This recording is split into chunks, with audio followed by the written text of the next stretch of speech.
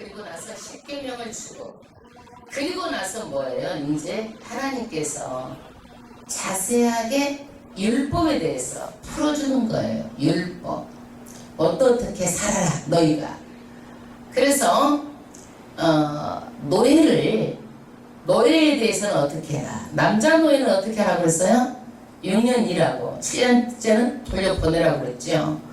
그러나 남자가 결혼했을 때는 어떻게 해? 거기 와서 여자 종하고 결혼했을 때는 혼자만 나가라는 거죠. 그러나 내가 처자식을 놔두고 갈 수가 없다. 내가 스스로 종이 된 경우가 있다. 그러면 어떻게? 가서 제사장한테 가가지고 귀에다 귀를 뚫어서 여기에 스스로 된 종이다라고 표시를 해야 되죠. 그리고 여자의 경우는 어떻게 해요? 남자의 그 차고로 가는 경우죠. 그런데 세 가지를 꼭 충족시켜줘야 된다고 했어요. 먹을 것, 입을 것, 저녁에 잠자리. 이게 안 되면 어떻게? 돌려보내라. 또 그리고 나이가 어리면 자녀들에게 줄 수 있죠. 예. 그 다음에 살인은 어떻게 해야 되느냐? 반드시 첫 죽인 자는 어떻게? 죽이는 거죠. 이게 율법이에요. 그런데 의도적으로 고의로 살인한 경우에는 어떻게? 엄벌에 처해서 그대로 죽이지만 우발적으로 계획하지 않았는데 어쩌다 보니까 한 대 때렸는데 죽어버렸어. 그냥 그 사람이 우발적으로 계획도 없었는데, 그러면 도피성으로 피해서 생명을 보존해라. 그리고 만약에 낙태한 사람이 어때요? 낙태를 했어요. 그러면 뭘로 물어줘요? 뭘로? 돈으로 물어주고, 그거 외에도 눈을 다쳤으면 똑같이 눈을, 이를 다쳤으면 똑같이 이를, 발을 다쳤으면 다친 만큼 눈에는 눈, 이에는 이, 생명은 생명으로 갚으라고 말하고 있어요. 그 다음에 소가 종을 들이받았어요. 그럼 어떻게 해야 돼요? 그래, 종이 죽었어. 물어줘야 되죠. 누구한테 물어줘야 돼? 종은 주인의 재산이니까 주인한테 돈을 주는데 얼마를 주는 거예요? 30세겔을 주는 거예요. 그래서 그리고 그 소는 돌에 맞아서 죽게 하는 거예요. 그러면 이 30세겔이 누구의 몸값이에요? 종의 몸값이잖아요. 예수님이 종의 몸값 하나 30세겔을 팔려 돌아가시는 거예요. 예, 이게 몇 장이에요? 21장의 말씀이에요. 오늘 22장 말씀은요, 형사, 민사에 관한 말씀이에요. 형사, 민사. 남의 물건을 훔쳤을 때 어떻게 할 것인가예요. 남의 물건을. 여러분, 내 이웃을 내 몸처럼 사랑해야 되는데 내 탐욕으로, 내 이익으로 남의 물건을 훔치면 돼야 안 돼요. 이웃 사랑하는 사람이 훔쳐서는 안 되겠죠. 예, 1절 합독하겠습니다. 22장 1절. 사람이 소나 양을 도둑질하여 잡거나 팔면, 할렐루야, 소하고 양을 도둑질하면 어떻게 해야 되겠어? 빨리 흔적을 없애려고 잡든지 팔아서 없애버리든지 하겠잖아요. 왜? 도둑질했으니까 증거를 인멸시켜야 되잖아요. 그래서 빨리 도둑질해가지고 얼른 잡거나 팔아버리려고 하는 거예요. 그러면 그 다음 절, 그는 소 하나의 멋으로 5을 갚아야 되는 거예요. 소를 한 마리 도둑질했으면 갚을 때는 몇 개예요? 5마리로 갚는 거예요. 양은 몇 마리로? 4으로 갚을 재니라. 왜 그럴까요? 소는 더 많고 양은 더 적고. 소는 왜 더 많아요? 중동 지방에서는요, 소를 너무나 귀하게 여기고 가족과 같이 여기는 거예요. 그러니까 소를 훔쳐갔다는 것은 가족을 훔쳐가는 거나 마찬가지로 여깁니다. 그리고 소 도둑질은요, 의도적으로 작심하고 훔쳐가는 거예요. 소도둑은요. 그래서 죄가 무거워요. 더. 그러니까 5마리를 갚아야 되고, 그 다음에 양은 몇 마리 갚아야 되고? 4마리 갚는 거예요. 그러니까 죄의 무거움과 가벼움에 따라서 5마리, 4마리 이렇게 정해지는 거예요. 그래서 죄질이 나쁘고 죄질이 무겁고 그럼 형을 더 많이 살듯이 이것도 그만한 대가를 치르는 거예요. 그래서 예수님이 오시기 전에 3400년 전에 하나님께서 이런 법을 이스라엘 민족에게 주신 거예요. 제 경중을 따져서 소 5마리, 양 4마리. 지금 그럼 물건 훔치는 법이 무슨 죄예요? 우리 물건 훔치면은 절도죄잖아요. 절도야, 절도. 그 다음에 이제는 이거 뭐야? 강도. 남의 집에 들어갔어. 왜 들어갔겠어? 훔치려고 들어갔겠죠. 그러니까 이제 강도야. 그 2절에는 2절 합독하겠습니다. 도적이 뚫고 들어옴을 보고 그를 쳐 죽이면 피 흘린 죄가 없으나 해도든 후이면 피 흘린 죄가 있으리라. 할렐루야. 이게 무슨 얘기냐면 해가 있을 때는요, 주인이 죽이면 형벌을 받아요. 그러나 저녁에 들어오잖아요. 그러면 죽어도 주인이 형벌을 안 받아요. 왜 그럴까요? 정당방위. 저녁에는 그렇잖아요. 저녁에는 주인이 위험할 수도 있는 거예요. 집에 들어오면. 그쵸? 죽이고 가져갈 수가 있기 때문에. 그래서 저녁에 어두울 때 집에 쳐들어와가지고 그런 도둑이 있으면 죽어도 나는 안 죽는다 이거예요. 예. 정당방위로 인정을 해줘요. 예? 그런데 해가 있을 때, 낮에 해가 돋을 때, 아침에는 어떻게 한다? 정당방위로 인정을 못 받습니다. 정당방위로 인정을 못 받아요. 그 다음에 몇 절이죠? 몇 절이에요? 3절. 그 다음에 가필진이라. 그 다음에 도둑이 뚫고 들어오므로 쳐 죽이면 이기고. 그 다음 절. 도둑은 반드시 배상할 것이나 배상할 것이 없으면 그 몸을 팔아 그 도둑질한 것을 배상할 것이요. 그러니까 이때도 자기 몸을 팔아가지고라도 배상을 해야 돼요. 그러니까 노예가 이때도 있는 거예요. 내가 남을 갚아야 되는데 못 갚으면 내 몸을 팔아서라도 그것을 배상해야 되는 거예요. 꼭 배상해야 되는 거예요. 그 다음에 4절. 도둑질한 것이 살아 그 손에 있으면 소나 낙이나 양을 물어나고 갑절을 배상하지니라. 할렐루야. 아까는 도둑질했는데 그것을 잡았든지 어디다가 돈으로 바꿨든지 하면은 5배를 물어야 되잖아. 손은 양은 4배를 무는데 여기는 미처 못했어. 도둑질 했어. 근데 집에 가 있어. 발각이 됐어. 그러면 어떻게 하라고요? 갑절 배상. 만약 소 1마리 훔쳤으면 한 마리를 더 주는 거야. 갑절이니까 2배를 갚아야 되는 거예요. 예, 이제 집에 갖다 놨는데 미처 그것을 이제 어떻게?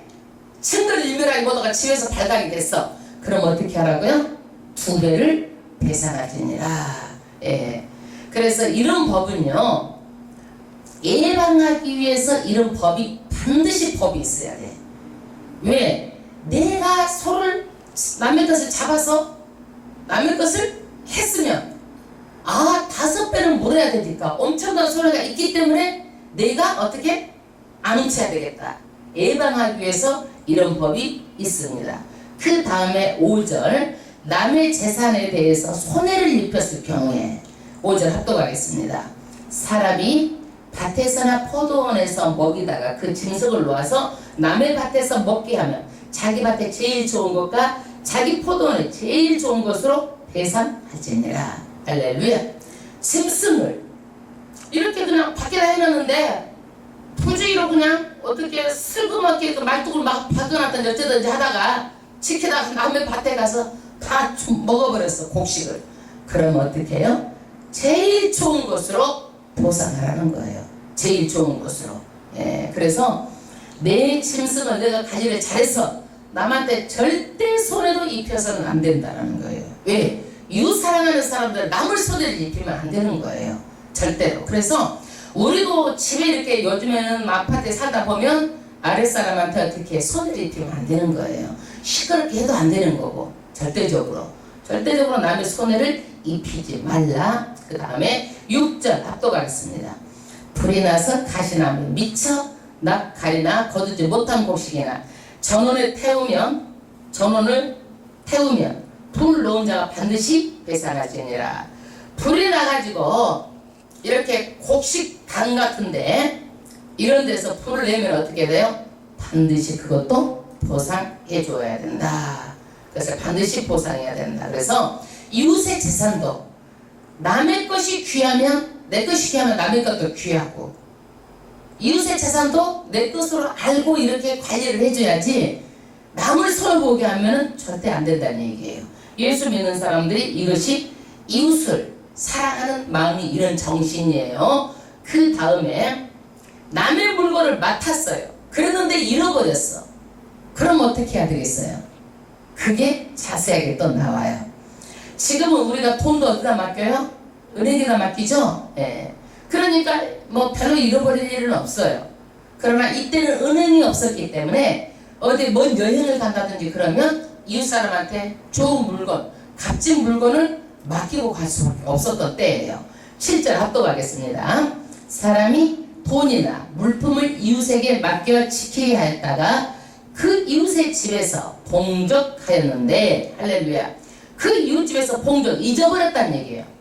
맡긴 물건을 잊어버렸으니 얼마나 난처하겠어요. 그죠? 남의 것을 잘 관리를 해야 되는데 봉적하였으면 그 도둑이 잡히면 갑절을 배상할 것이요. 만약에 잊었는데 도둑을 잡았다 그러면 갑절을 도둑에게 받은 거예요. 그러나 도둑이 잡히지 않고 어때요? 그 주인이 이제 의심을 받게 생겼잖아요. 그죠?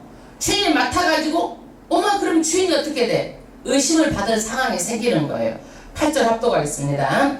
도둑이 잡히지 않냐면 그 집 주인이 재판장 앞에 가서 자기가 그 이웃의 물품에 손댄 여부의 조사를 받을 것이며 할렐루야.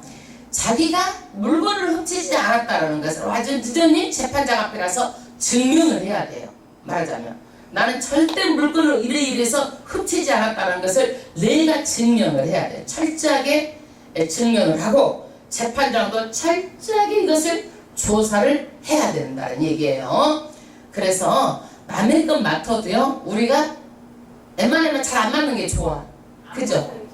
예, 안 맞는 게 좋죠. 이 정도면. 그리고 만약에 그 아내가 썩을 물건이 있는지 어떻게 알겠어요? 그렇죠. 옆집에 그 우리가 맡았다가 나중에 이런 것들이 시시비가 될 수가 있는 거죠. 예. 그러니까 이때는 이러는 것들을 자연스럽게 아마 한 것 같아요. 아마 예, 너도 맡아주고 너도 맡아주고 그러다 보면 중간에 이제 사고가 생겨서 이제 이랬을 경우를 말을 하는 거예요. 그러면 9절 어떠한 가시라든지 소에든지 나귀에게든지 양에게든지 의복에게든지 또는 아무 이런 물건에든지 그것에 대하여 혹이 이르기를 이것이 그것이라면 뭐예요? 두 편이 재판장 앞에 나아갈 것이요 재판장이 죄 있다고 하는 자가 그 상대편에게 갑절을 배상하지니라. 할렐루야. 이게 그 잊어버린 사람도 자기가 재판장 앞에 나가지만 이제 찾았다 보니까 이 물건 이것이다. 이제 이렇게 할 경우에는 어떻게 해요?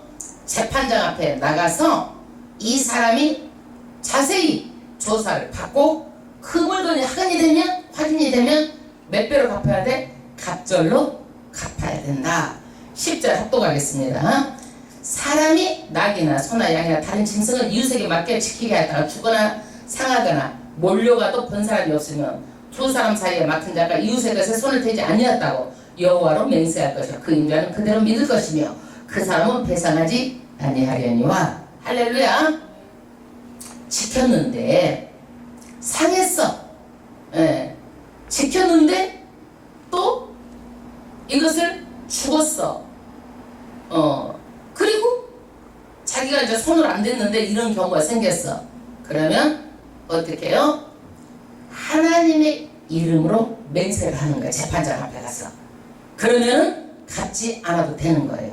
그래서 애매한 것, 정말 판가름이 안 되는 것은 하나님의 이름으로 맹세를 하면 믿어주는 거예요. 다 재판장도 믿어주고 사람도 믿어주고 하나님의 이름으로 이렇게 하게 되면 애매한 거, 판가름하게 그런 것은 신의 이름으로 걸면 피차가 믿어주고 그런 신뢰하고 그렇게 된다는 얘기예요.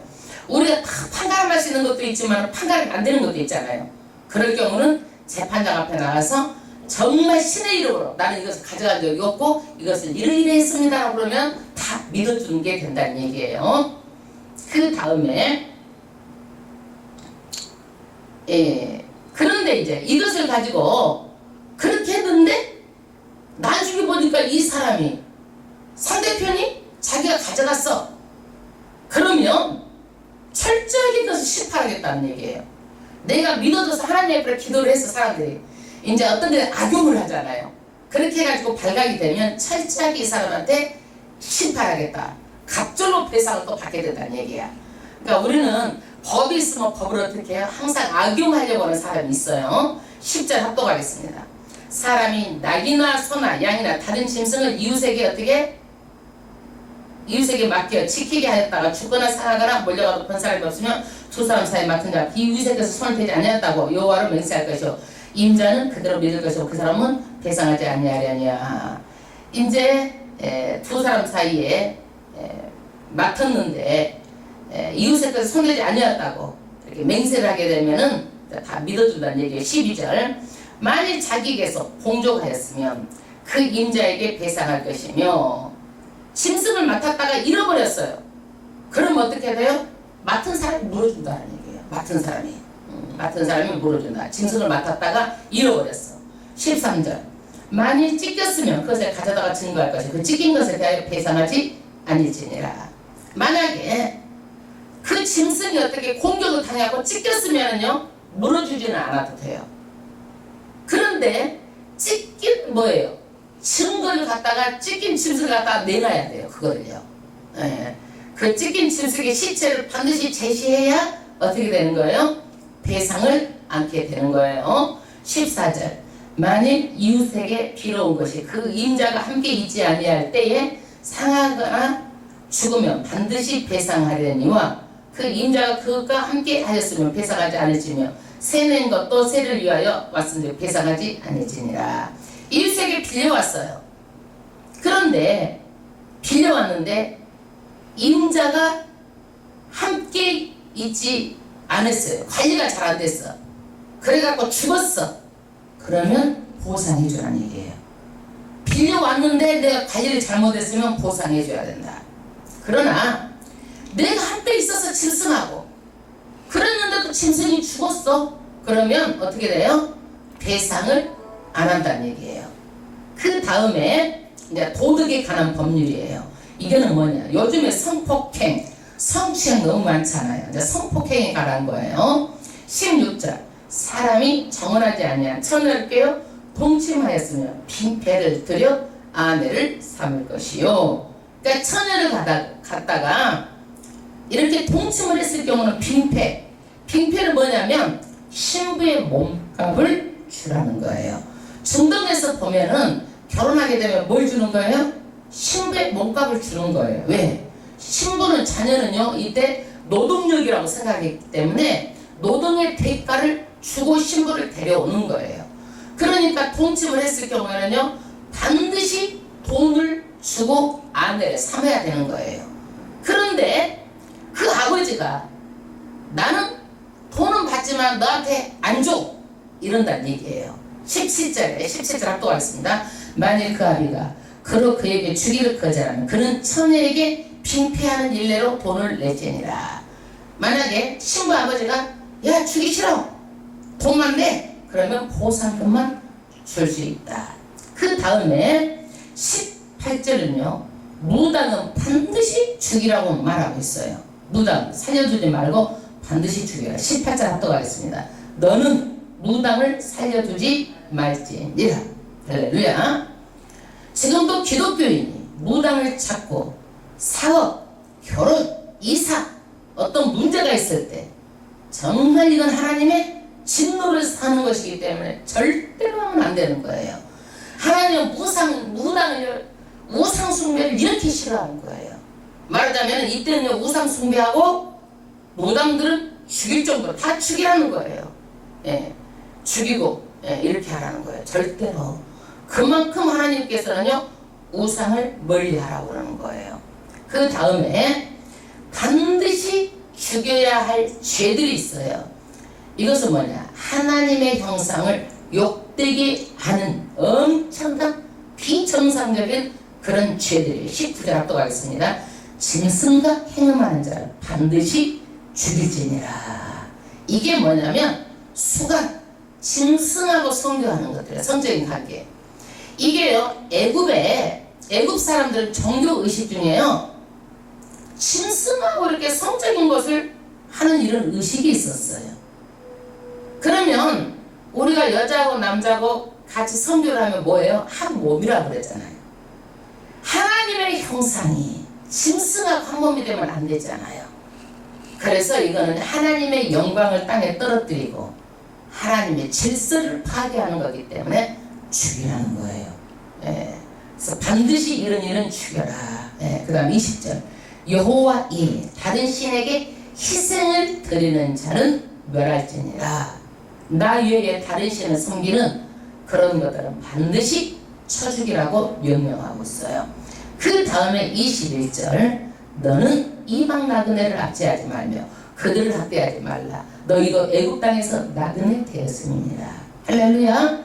하나님은요, 죄는요 엄벌에 처하고 죄의 무게 경중에 따라서 무겁게 처하고 약한 것은 약하게 하지만요, 하나님께서는요 정말 긍휼하게 보시는 게 있어요.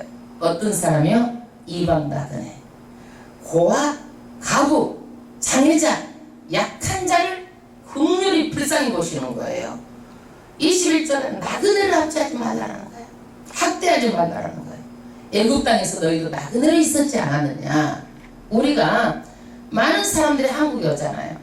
그러면은 이 사람들에게 어때요? 일하다가 다쳐도 포상해 주지도 않고 돈도 또 봉급도 안 주고 약하게 주고 떼먹고 학대하고, 애국 근로자는 함부로 무시하면 안 된다는 얘기죠. 예, 절대 하지 말라라고 3,400년 전에 말해놓은 말씀이에요. 그 다음에 22절. 너는 과부나 고아를 해롭게 하지 말라. 할렐루야. 약한 자, 이런 사람들은 반드시 인격적으로 대우해주고 그래야지, 약하기 때문에 밟혀서는 안 된다는 얘기예요. 고아는, 이때 고아는요 정말 먹고 살기 힘든 그런 사람이에요. 부모가 없으면 어디서 먹고 살기가 너무너무 힘든 불쌍한 아이들이죠. 과부. 지금은요 과부여도 정말 일할 수가 있잖아요. 이때는요 과부면 먹을 것이 없어요. 일할 것이 없어요. 생산력이 없어요. 그 다음 신체 장애자. 지금 세상이 좋아서 우리가 장애자도 대우를 해주고 많이 좋아졌지만 옛날에는 장애자를 사람 알았나요? 정말 멸시했죠. 놀리고. 예. 그리고 여자, 어린아이, 약한 자를 반드시 대우해줘야 돼요. 그래서 우리 한국 사람이요 미국에 가가지고 우리나라에도 장애인이 다니는 도로가 있어요 자랑을 했어요. 그러니까 미국 사람들이 뭐라 그럴게요? 우리는 장애인 다니는 도로가 없어. 우리는 장애인이 전화만 우리 갖다 실어와. 그냥 장애인 도로가 없이 우리가 업고 가 장애인 이렇게 섬긴다라는 거야. 이게 도로뿐만이 아니라 장애인을 그렇게 섬기는 국가가 1등 국가예요. 이게 복지예요. 복지. 왜? 강한 사람이 약한 사람을 보호해주는 것이 복지예요. 그래서 우리가 절대로 약한 사람을 경홀히 가벼이 여기면 절대 안 되는 거예요. 23절 합독하겠습니다. 내가 만일 그들을 해롭게 함으로 그들이 내게 부르짖으면 내가 반드시 그 부르짖음을 들을지니라. 나의 노가 맹렬함으로 내가 칼로 너희를 죽이리니 너희 아내는 가부가 되고 너희 자녀는 고아가 되리라. 할렐루야. 하나님께서는요 아무도 의지할 데 없는 가부, 고아 절대 해롭게 하지 말고 이들이 기도하고 부르짖을 때 하나님께서는요 듣겠다는 거예요. 그때 하나님께서 노가 맹렬하다는 거예요. 그래서 칼로 내가 죽일 것이고 그 가부라고 흉본 사람을, 그 자녀를 가부가 만들게 하고 고아로 만들어 주겠다는 얘기예요. 절대로. 그래서 우리가 뭐 조심해라? 입 조심하고, 특히 불쌍한 사람 함부로 그렇게 하지 말라는 거예요. 그렇게 하면은 너도 가부가 되게 하고 네 자식도 가부가 되게 하고 내가 칼로 고아가 되게 하고 칼로 내가 멸해주겠다. 불쌍한 사람은 하나님께서 앉지 않겠다고 말하고 있는 거예요. 하나님은요 정말 불쌍한 사람들을요 너무너무 사랑하시는 거예요. 할렐루야. 이거는 정말 우리 온전한 사람들에게는 경고예요. 경고의 말씀이에요. 예. 무섭지 않아요? 이런 말씀 들으면 무섭죠. 예. 그 다음에 25절. 자, 가난한 자에게 돈을 꿔준 경우에 25절. 내가 만일 너와 함께한 나의 백성 중 가난한 자에게 돈을 꾸이거든 너는 어떻게 하라고? 어떻게 하라고 그랬어요? 그에게 체주같이 하지 말며 별리로 받지 말 것이며 가난한 자에게 돈을 꿔주면요 이자를 받아서 고리대금업을 하지 말라라는 거예요. 체주 가서 아주 그냥 뭐 자기가 그렇게 억압하고 그것 때문에 그 사람한테 억압하고 체주처럼 행세를 하면 안 된다는 거야. 그래서 빌려준 사람은요 안 받는 것이 도리이고 또 빌려 쓰는 사람은 주는 것이 도리야. 이렇게 생각하면 되는 거야. 그죠? 예. 그러지 그것을 가지고 막 또 행세를 해도 안 되고 또 그것을 가지고 또 안 주려고 해도 안 되는 거야. 서로 같아. 그 다음에 26절 합독하겠습니다. 만일 이웃의 옷을 전당 잡거든 해가 지기 전에 그에게 돌려보내라. 할렐루야. 이게 무슨 얘기예요? 남에게 뭘 해주고 옷을 전당을 잡았어요. 그랬는데 돈을 줘야지. 안 주는데 어떻게 옷을 돌려줄 수 있어요? 하나님은 돌려주라는 거예요. 왜 그래요? 이 중동 사람은요 여기다가 천을 하나 그치고 다니잖아요. 저녁에는 그게 이불이야. 왜냐면 낮에는 덥고 저녁에는 기온차가 일교차가 심해요. 추워요. 그러니까 저녁에는 그것을 이불로 덮고 자는데 얼마나 춥겠느냐 이거야. 그래서 해가 지기 전에 돌려보내라. 이웃사랑이다 이거예요. 이것이 니네가 돈이 문제냐? 그 사람이 추웠던 것을 한번 생각해보라는 거예요. 돈이 문제가 아니라 이웃사랑의 정신을 가지면 가서 덮어줘야 된다는 얘기예요. 27절 그 몸을 가릴 것이 이것뿐이라 이는 그 살에 오신즉 그가 무엇을 입고 사겠느냐. 그가 내게 부르짖으면 내가 들으리니 나는 자비한 자임이니라. 저녁에 추워서 벌벌 떨고 그가 부르짖고 기도를 하면 하나님께 듣겠다는 얘기야. 그러니까 내가 가진 사람도 없는 사람을 나누려고 하는 마음이 있어야지. 가졌기 때문에 어떤 고난을 가지고 너무 당당해도 안 된다는 거야. 그래서 저녁이 되면 가서 해줘야지. 안 하면 그 사람이 부르짖고 기도를 하면 하나님께서 그걸 듣고 자비한 하나님이다 이거야. 그럼 나중에 어떻게 되겠어? 양지가 음지가 되고 음지가 양지가 되고 너도 한번 그렇게 한번 하나님께서 이렇게 하실 줄 어떻게 알겠어요? 그러니까 이웃사랑의 정신을 반드시 가져야 된다. 그 다음에 이제 우리가 재판장, 백성 지도자 입조심, 입단속 시키는 거예요. 28절 너는 재판장을 욕하지 말며 백성의 유사를 저주하지 말지니라. 말하자면 이때는요 누가 재판을 다 했어요? 제사장이 재판을 다 했어요. 목사가 재판도 하고 목사가 병도 고치고 목사가 하나님 말씀도 전하고 그러는 거예요. 그래서 욕하지 말라는 거야. 그리고 백성의 유사, 말하자면 백성을 다스리는 높은 방백들, 그런 사람을 절대 저주하지 말라는 거야. 왜? 모세 때에 10부장, 100부장, 1000부장을 세웠잖아요.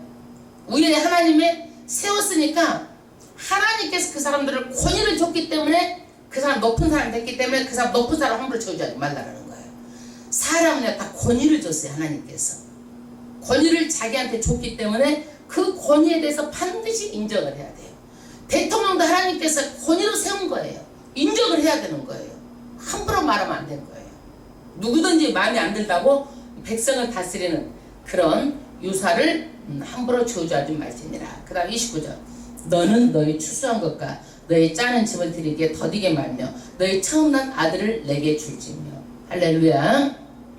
하나님께서요 추수를 하면 추수를 하고 너희 짜는 집 하나님께 드릴 때 더디게 드리지 말라는 거야. 아유 좀 있다 하다가 더디게 드리지 말고 빨리 드리라는 거예요. 왜? 사람 마음이 금방 또 변해버리거든요. 드리려고 했다가 안 드리고 또 생각해보니까 써버리고 그러잖아요. 그래서 바로 빨리 드리라는 거예요. 그리고 너희 처음 난 아들을 내게 줄지며. 첫 것은 다 누구 거예요? 하나님이 거예요. 아들도 하나님 거예요. 첫날 짐승도 누구 거예요? 하나님이 거예요. 그러면 장자는 다 하나님 것이니까 하나님께 드려야 되잖아요. 드려야 되죠? 다 드려야 돼, 안 드려야 돼? 성경 말씀대로. 그런데 장자를 드리는 대신에 너희가 뭘로 드리는 거예요? 헌금을 드리는 거예요. 헌금을 드리고, 그리고 그 장자가 대신할 일을 누가 하는 거예요? 목사가 하는 거예요. 그거를요. 다 장자가 목사한다고 다 해봐봐요. 그런 거 못 먹고 어떻게 살겠어요? 그러니까 너희가 장자는 어떻게? 하나님의 것이다. 그러니까 너희가 장자를 드리는 예물을 가지고 마땅히 당연히 드려야 된다라고 말하고 있어요. 그 다음에 몇 절이에요? 30절. 너의 양과 소와 양도 그 일례로 하되 7일 동안 어미와 함께 있다 하다가 8일 만에 내게 줄지니라. 소와 양도 첫 것은 7일 동안 있으라는 거야. 엄마 밑에서. 그러다가 8일 만에 하나님께 내놓아라. 그 다음에 31절. 너희는 내게 거룩한 사람이 되지니 들에서 짐승에게 찢긴 것에 고기를 먹지 말고 개에게 던질지니라. 할렐루야. 거룩한 백성이 되고 사람이 되라. 그리고 짐승에게도 찢긴 고기를 먹지 말고 개에게 던지고 먹는 것도 가려서 먹으라는 거야. 그래서 우리는 하나님의 백성은 하나님께서 하라는 대로 우리가 사는 것이지 우리 생각대로 사는 게 아니에요. 그래서 이 법을 지키라고 우리에게 주시는 거고 최소한의 법이에요. 이웃 사랑하는 법이에요. 우리는 다 이렇게 살고 있지요. 아멘. 예, 이렇게 살고 있지만 그래도 우리가 다시 한번 생각해보고 하나님께서 정말 무엇을 원하시는 건지 우리가 하나님 원하는 대로 살아야 될 줄 믿습니다.